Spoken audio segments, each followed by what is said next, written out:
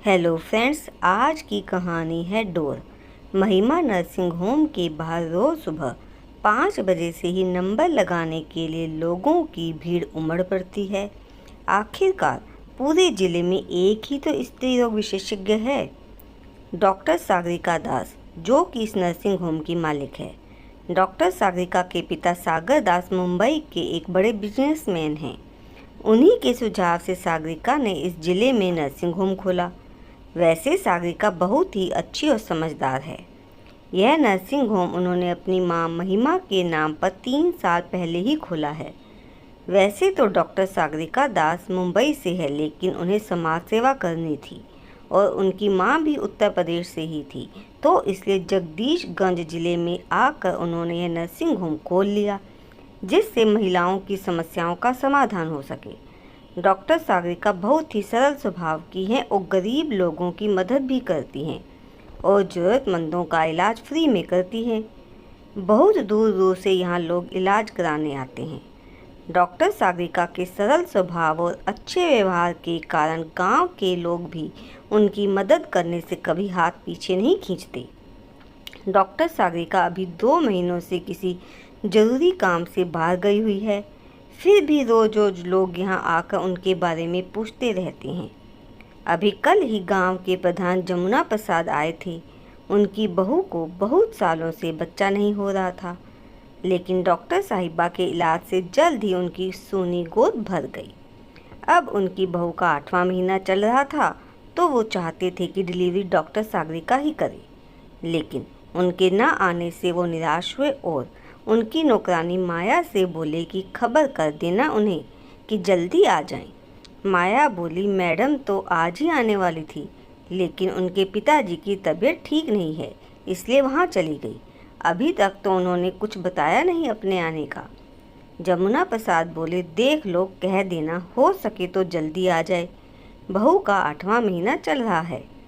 माया बोली, जी शाम को फ़ोन आएगा तो मैं उनसे कह दूँगी।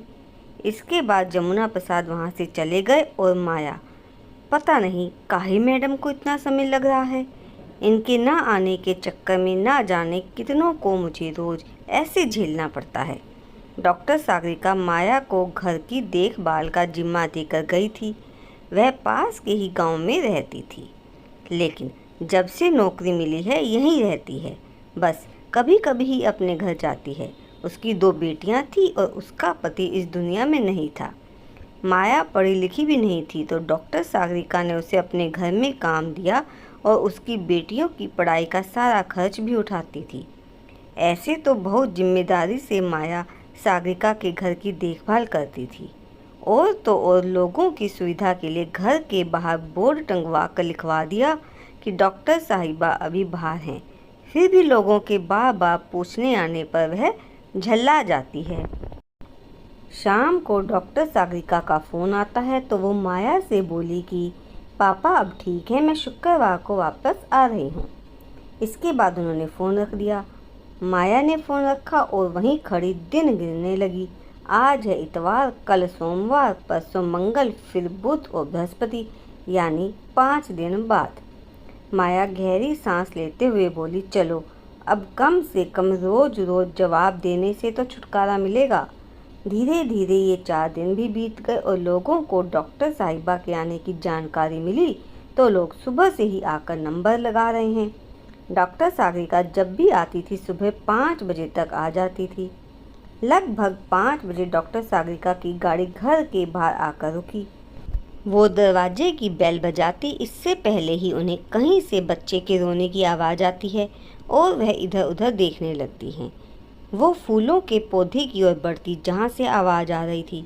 जैसे जैसे वो उधर बढ़ती है, बच्चे के रोने की आवाज़ साफ और तेज सुनाई देने लगती है। वहाँ वह देखती है एक बच्चे को कपड़े में लपेट कर कोई रख गया है। वह उस बच्चे को उठाकर इधर उधर देखती है, लेकिन कोई नहीं दिखता है। आखिरकार सागरिका उस बच्चे को लेकर घर के अंदर आती है। माया सागरिका को बच्चे के साथ देखकर चौंक जाती है और पूछती है, मैडम ये किसका बच्चा है?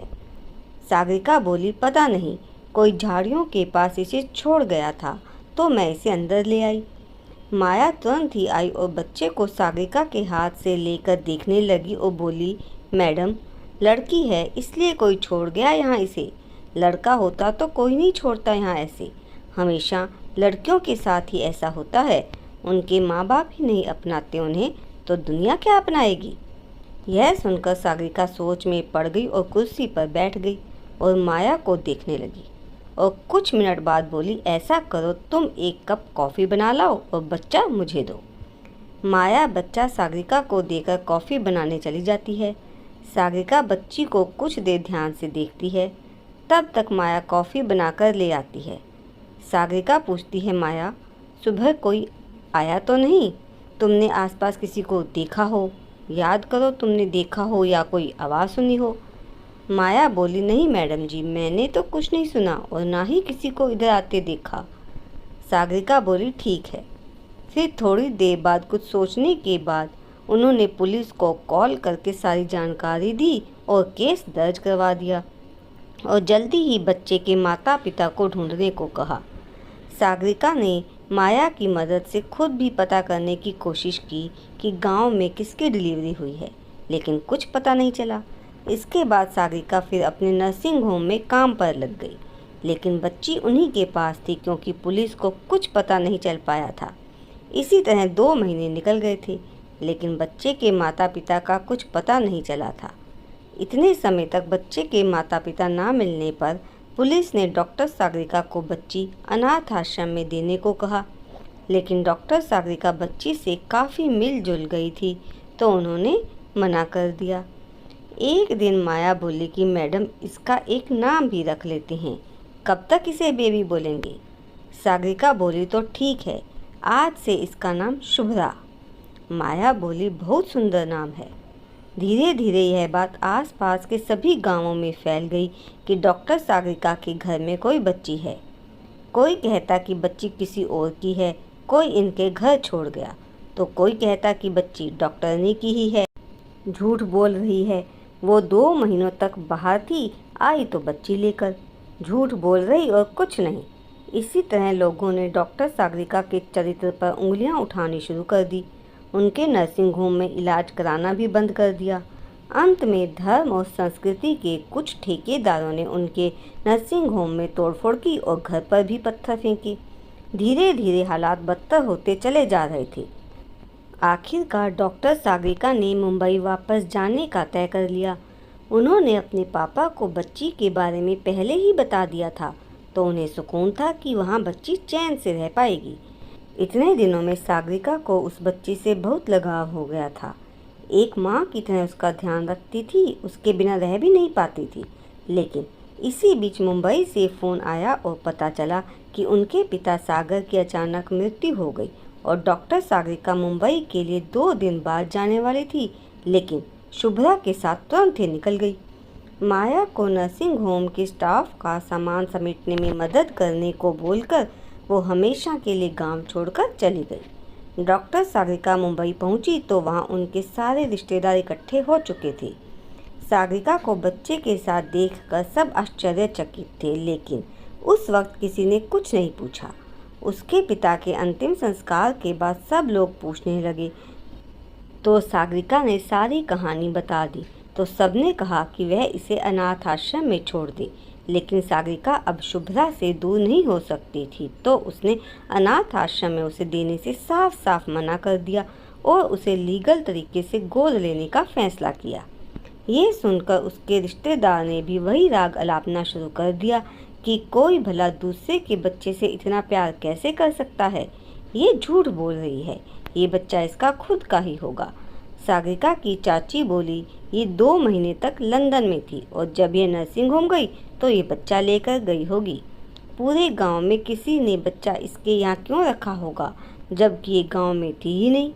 कुछ नहीं, ये झूठ बोल रही है और मन गढ़ंत कहानियाँ सुना रही है।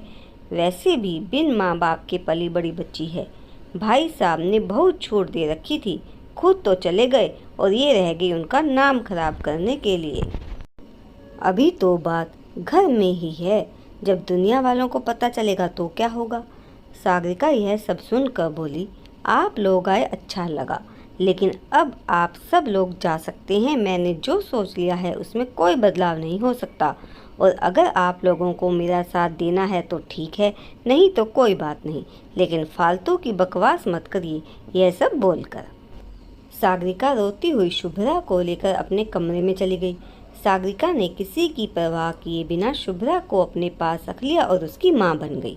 इस वजह से उसके सारे रिश्तेदारों ने उससे अपना रिश्ता खत्म कर लिया।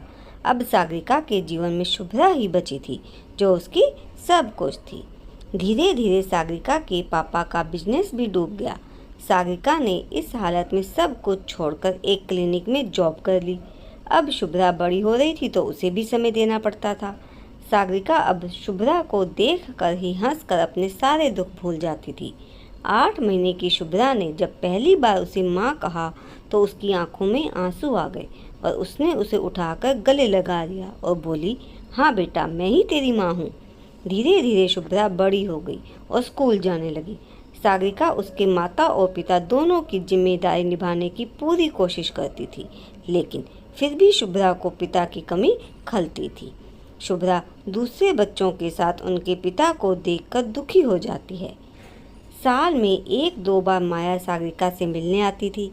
सागरिका हमेशा उससे यही पूछती थी कि शुभ्रा के माता पिता का कुछ पता चला, लेकिन हर बार निराशा ही उसके हाथ लगती। तो दोस्तों, क्या सागरिका को शुभ्रा के माता पिता का पता चला और सागरिका को शुभ्रा के पालन पोषण में किन किन कठिनाइयों का सामना करना पड़ा? देखने के लिए आगे की कहानी जरूर पढ़िएगा।